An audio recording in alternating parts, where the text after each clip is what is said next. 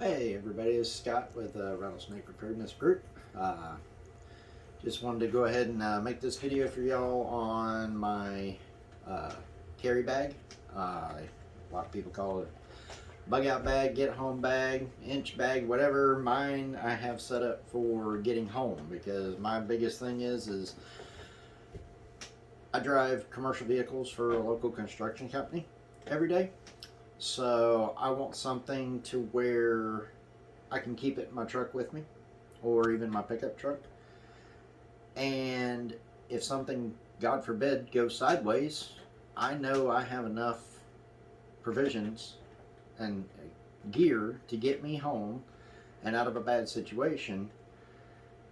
So I packed basically kind of a military type 72-hour pack that would last me for 3 days. So, you know, I'm normally within a 50-mile radius of home, so having something that'll last me for at least a couple of days on foot that'll get me home is what I've got prepared here. So we'll dive into this. This is an older bag. I've had this bag when I was driving 18-wheeler over the road. So God, I've had this thing since like 2015. It's a 6-year-old bag. It's a SOG. I bought it at Walmart, believe it or not. You can't even find them there anymore, unfortunately. But I mean, it's been a good bag. But we'll go into what I got on the outside here first. Got a Bushnell flashlight. Now, mind you, none of the companies that I'm telling you about here are paying me to promote their stuff. I'm just letting you know for reference what exactly it is and basically what its function is. So this is a Bushnell flashlight. It's the 600 lumen. Probably need to get some batteries for it. But this thing I've had since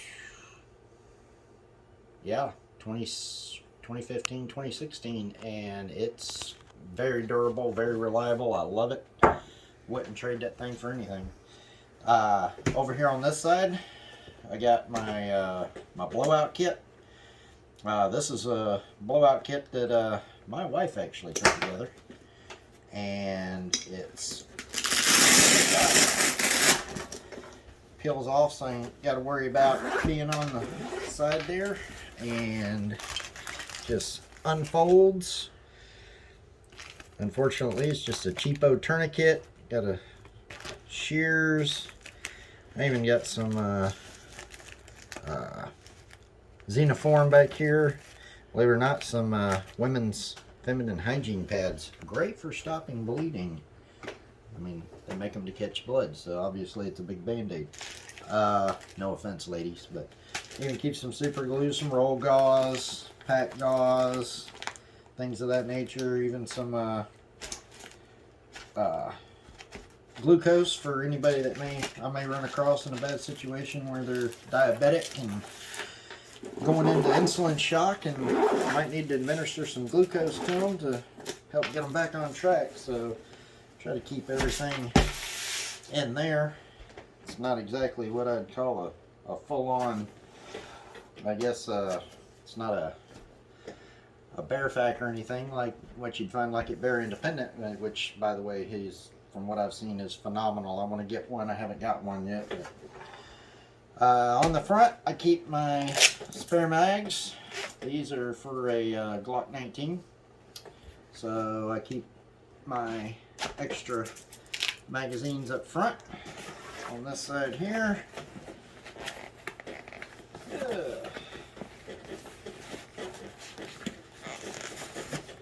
I just carry this little cheap set of binoculars, because when you're on foot and you're traveling and you need to know what's out ahead of you, being able to see in a distance is invaluable.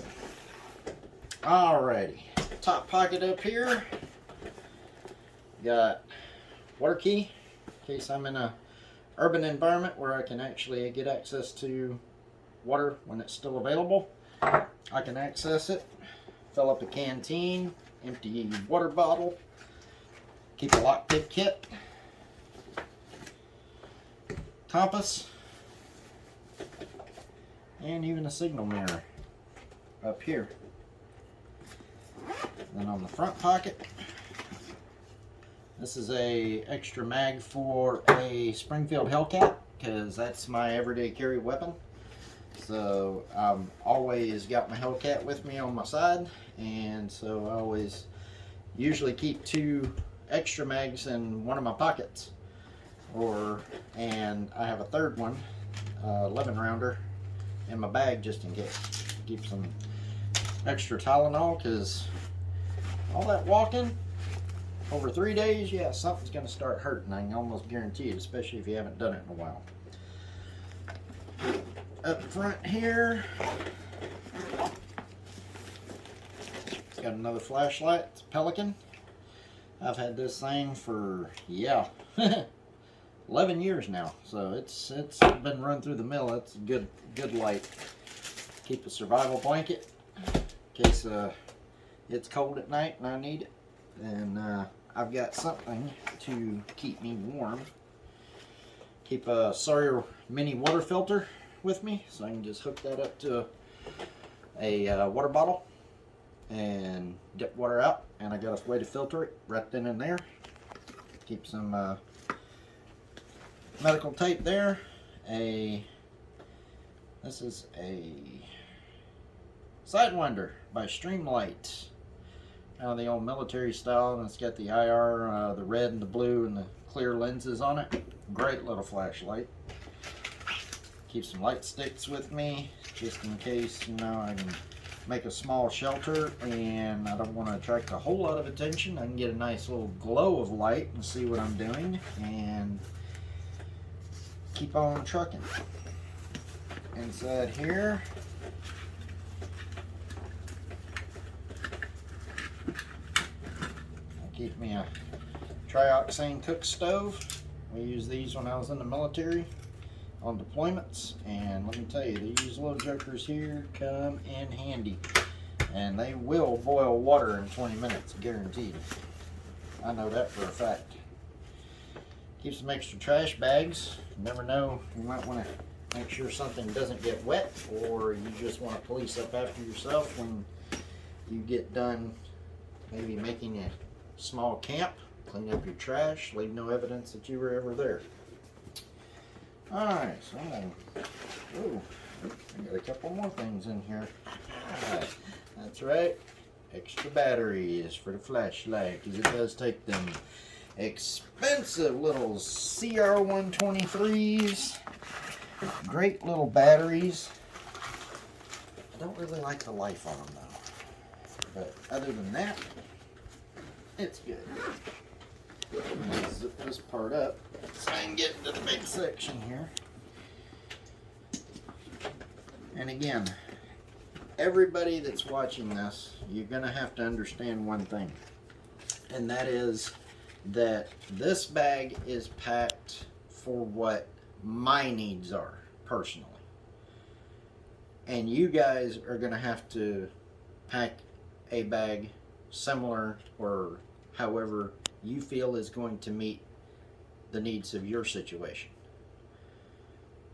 So what I have may be different than what you have, or it may be something like my hope is that, oh, hey, that's a good idea, I didn't think about that. Hey, if that's what you get out of this, my job's done. Awesome, good deal. If you're looking at me going, man, this asshole don't know what he's talking about, well, everybody, opinions vary. But thank you for watching anyway. I'm not going to take it to heart. Up top, I keep a spare firearm. This is my Glock 19. I keep that in a holster with a mag inserted, ready to go. All I got to do is chamber around in case this one on my side malfunctions. Or goes down for any reason, part breaks, spring goes haywire, whatever, I've got a backup and I don't have to worry about it. I have defense on me at all times. For communications, I have a Baofeng UV5R portable ham radio with the charger in case I need it, and My family and I already have pre-designated frequencies that we already have pre-programmed in our radios. So if things do go sideways, these things have about a 6-mile range. So when I get close to home, I can radio in. My wife already knows something happens. She turns her radio on. She listens out until she hears from me. And we can communicate that way in the event comms go down in a bad situation. I keep my tactical gloves with me as well. There. Just a pair of mechanics. So besides either water or water filtration, food. Important. And I keep 3 MREs in this bag. And the reason is I want it to last for 72 hours. So having 3 days worth of food, these things provide about 2,500 to 3,000 calories. This is a full day's meal in a bag. A lot of people don't realize that. A lot of people think, oh, this is this is just dinner. This is designed to be breakfast, lunch, and dinner. It has enough calories to sustain you for an entire day if you do it right. A lot of people don't realize that, but it's true. So in the event of a bad situation and you really got a shag ass on foot and get home, then you at least have calories that you can be intaking while you're outputting calories, because you're walking trying to get where you want to, from where you're at to where you know you need to be or want to be. So in here, I believe this is extra change of underwear, socks, things of that nature, I'm pretty sure. Of course, no, I'm not showing you my Under Armours, but I keep them wrapped up, double, triple even sometimes, in bags, because I don't want them getting wet. And worst thing is getting soaked in your already wet clothes and go to reach for your dry clothes and they're soaked. Not good. So, an extra t-shirt, extra pair of pants in here.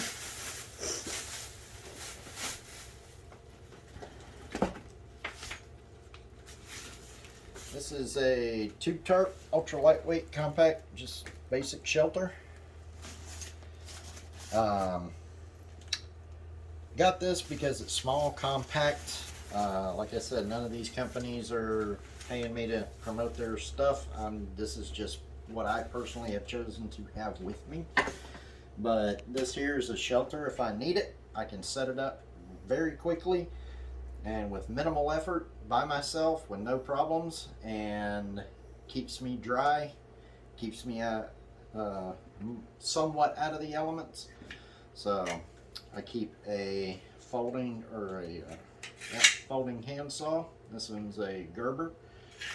It just folds back, slides back up into itself in case you need to cut down or cut dead tree limbs for firewood, things of that nature, or even just to make a temporary add to for camouflage for your shelters in case you're in a bad area and that you think people could be following you, you think people maybe have nefarious means behind them or things like that. You can at least camouflage yourself and put some distance, visually between you and a potential aggressor.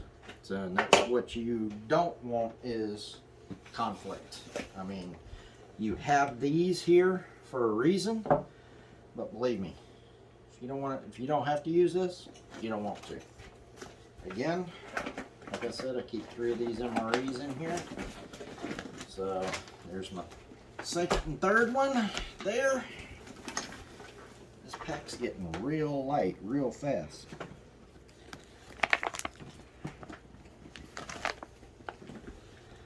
I do keep a double-edged boot knife. This is a M-Tech. Picked this up when I was running 18-wheelers at a TA truck stop. But you know what? It's sharp. It holds a good edge.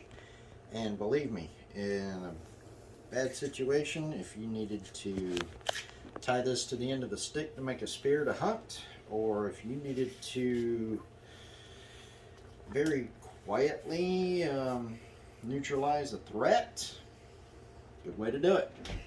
You want to have those options available to you. Believe it or not, this right here is nothing but dryer lint. And I have this because dryer lint is one of the best fire starters you will ever find. I do keep some wet fire and stuff like that with me, but I will go to this quick, fast, and in a hurry, and in the absence of being able to find dry tinder to start a fire with, to be able to cook or keep warm, good way to start. So let's see here. Back into here again. Wet wipes. You gotta stay clean. You gotta wash your hands from time to time, especially before you eat. So, I mean, we live in the era of COVID. Wash your hands. Good way to do it. And get the pits and stuff like that. Had to pause for a second. Had a little bit of a tiny tot emergency. But, yeah. Really, little man? Gotta love kids. He was asleep. Yeah, well, he's been fighting a bad head cold, so yeah, couldn't breathe, kind of woke him up. But, really? Oh my goodness. But I keep these, you know, hit the pits and stuff, keep down the stink, keeps you somewhat clean at least till you can get home and jump in the shower. So, alright. Yep. Fresh underwear, socks, things of that nature here. Keep them in the Ziploc bags. Alrighty, then we get to these front pockets here. And keep a eating utensil.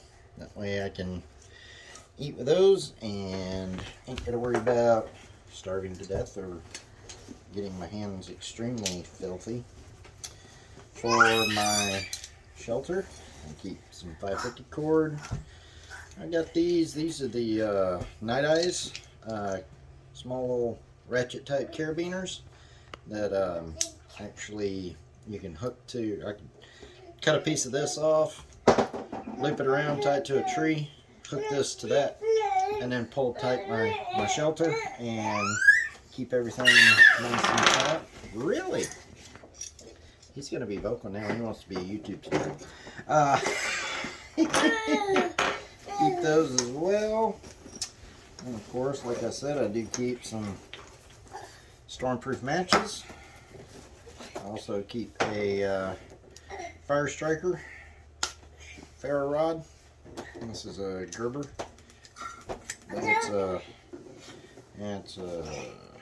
Bear Grylls. The only thing I own by that guy. Keep some more fire starter and a whole bunch of wet fire start.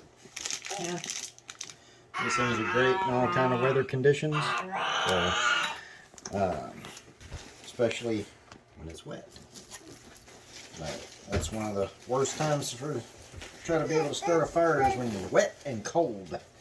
Your hands are shaking, nothing wants to work right, and yeah, it does not lead to good situations. So, giving yourself options for survivability is the entire idea behind having something like this. You know, like I said, this is what I know that I'm going to most utilize in almost any given situation in my area and for my circumstances.